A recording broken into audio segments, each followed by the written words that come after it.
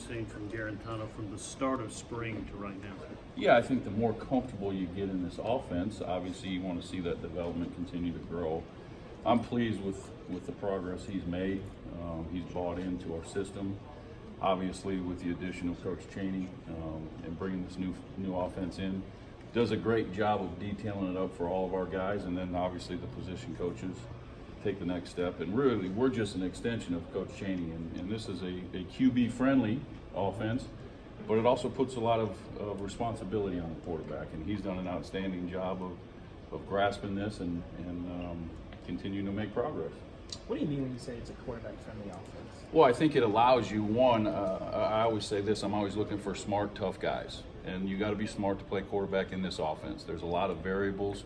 There's a lot of responsibility in terms of pre-snap and line of scrimmage, as well as making decisions post-snap. So there's a lot on the quarterback in terms of making checks, not only in our run game, but in protection. And if you can grasp that, it puts yourself in a position to be successful. And that's what I mean by quarterback friendly. What are the things when you talk to Coach Jarrett this fall, what are the things that you've emphasized? What keeps coming up? Well, I think it's consistency, right? That's the biggest thing. And as we go through camp, there's always little things that you want to continue to work on. I talk about consistency of your footwork, right? Anticipation, decision making, all of those things. We track every throw that these quarterbacks make in practice every single day. And so there's always one decision, did you make the right decision? Are you going to the right place with the ball? Two, was it on target? Okay. And three, what was the result? Now, we can't control the result all the time, but we can control where we decide to throw the ball, as well as if it's on target or not. So they know that they're being challenged every day, and I point out those little things that when we're not on target, there's probably a reason why we're not, and that's the consistency we're looking for in footwork, base, anticipation, decision-making, starting point with your eyes, all of those things that go into being an elite quarterback, and he's done a great job of that throughout camp. Coach Jarrett's been here 4 years, and you get two freshmen that are taking a snap. So how do you kind of keep him on edge when it's not a competition? You manufacture challenges. Yeah, you spend a lot of time talking to him. I think the most important thing is you got to have a relationship with your players. Each and every guy is a little bit different. They're all wired a little bit different. They all learn a little bit different. And so I think in a situation like this, where you have a veteran quarterback that has taken a lot of snaps and two young kids that have not taken a snap, the challenge is always this: you got to find a way to create competition, okay? Knowing and understanding that he is a veteran guy and is going to be our starting quarterback. And so I think just having that relationship, talking to him about, hey, listen, you have to approach every day, okay, like Tom Brady's in the room and you're competing against him.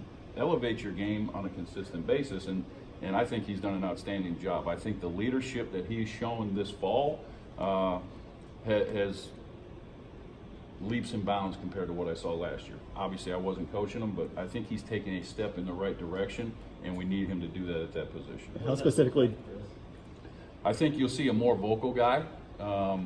He is very cerebral, smart guy, can understand a lot of different things, can compartmentalize when he needs to, but he's a functional thinker. And I think what happens sometimes at the quarterback position, because you have so many responsibilities and there's so many variables within the offense, sometimes you get caught in your own little box. And I think he's expanded his vision, he's expanded his vocal leadership.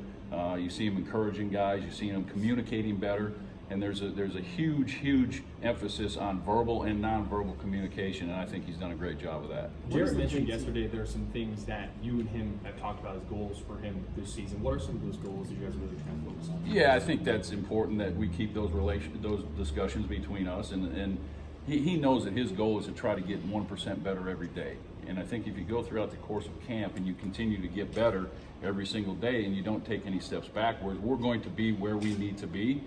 We're never going to reach, okay? Obviously, you got to continue to learn. You got to continue to get better. We're never satisfied in that room. He knows that. He's been grinding all camp, and like I said, he's done an outstanding job. Where does the JC and Brian battle stand right now? Yeah, so you got two young guys. You got a guy that was obviously spent the year with us last year, but now you have to approach this like it's two true freshmen coming in. It's a brand new system. And without getting any experience last year, you look at those guys as two young guys coming in trying to learn an offense. I think they're wired a little bit different. Okay, they come from 2 different offenses. Obviously, JT has a little more experience because he's been around here for a year. Brian has got a very high ceiling, okay, but still has a lot to learn, like every other young quarterback. And I think what we've provided for them is an opportunity to compete. And as a quarterback, that's all you really want. So you know that you're challenged every day, and we're flip-flopping those guys every single day, getting the same amount of reps and letting those guys challenge each other. How are they wired differently? Like, how are their styles? Yeah, I think each and every guy's a little bit different. JT's going to try to analyze things a little bit more. Brian Maurer's going to be a little bit more of a free spirit, and that's kind of what he's accustomed to in his background in terms of going out and playing some backyard football and making plays. Probably to make more off-schedule throws. If you understand that, hey, listen, it breaks down. He can run around and make a bunch of plays. That's what he's accustomed to doing. JT's more of a structured guy. Hey, want to analyze it, want to stay in the pocket. So you're looking at those guys, and they're different that way, and probably their approach as well. How are they kind of taking care of the ball as far as preseason? Yeah, we emphasize it.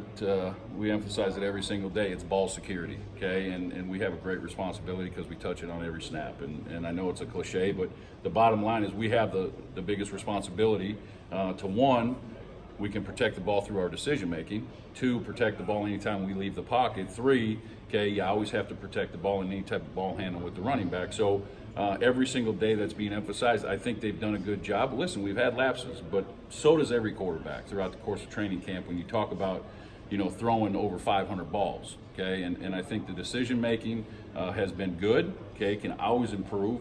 And I think that the ability to be able to change ball flights, ball speeds, all those different things that come along with being accurate, okay, will eliminate some of those turnovers. We have not had a ton of interceptions throughout the course of camp.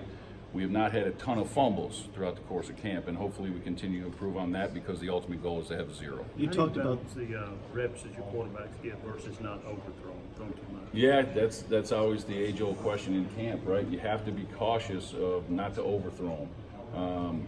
We always talk about camp arms, and when you're throwing this many balls, you have to make sure you're taking care of your arms. I preach it every day with these guys. Take care of your bodies, take care of your arms. And it's just natural that as you go through camp and you throw as many balls as this, that you start to see some adjustments in their arm angles. And that's been a point of emphasis the last 2 days. When your arm gets tired, you start to drop your arm out of a good slot. And so, again, we can make some adjustments with your feet to put more stress on your legs throwing the football while your arm is tired. But, again, we do monitor all of that, and we make sure that they're not overthrown. Do you work with your quarterbacks on throwing motion? Do you change it if you think it needs to be changed? No, I'm a firm believer that when they were a young kid and they picked up a rock and they skipped it in the lake, that's your throwing motion. I can make adjustments to their lower half. I'm not in the business of trying to change a kid's throwing motion. You can make minor adjustments, but you're never going to change their throwing motion. So I think as they understand the mechanics of throwing the football in a perfect position, okay, we can make those adjustments, but I'm not going to change their throwing motion. You talked about this is a quarterback-friendly offense. How would you rate the functionality of your room in this offense compared to maybe the spring game, compared to when you were when camp started, in terms of being able to manage everything and function? Yeah, I think the one thing is that our goal going into camp was put a lot of volume on the guys. Clearly, there's more volume on the quarterback than anybody else, and I think what they've done is each and every day accepted that responsibility. I think they have a much better understanding today than they did in day 1 of camp, and it's miles apart compared to the spring. We've obviously given them more information and installed a lot more offense, but I think that each and every day they've made a conscious effort to ensure that they understand what we're trying to get accomplished, and I think we're miles apart from where we were in the spring. You talked about the ways you tried to challenge Jared, even though he's clearly the starter. How specifically do you do that? You talked about trying to get him more vocal, but how specifically do you issue those challenges aside from talking to him? Is there anything specific in practice or in the film room? No, you don't understand. I have the unique responsibility in the way that our staff is structured that I get to keep my eyes on the quarterback the whole practice. Obviously, Coach Chaney and I spend a lot of time together there on the practice field, but I've got one responsibility to make sure the quarterback's doing. So after every rack, okay, I have an opportunity to coach this guy up. And that's invaluable to be able to help him understand, hey, if there was a mistake made, let's clean it up now. Instead of waiting until 2 hours later when you're going into the film room or 4 hours later. So I'm always continuously challenging him to push the tempo, try to play faster, make guys think faster, force him to think faster. which allows you to put yourself in a position to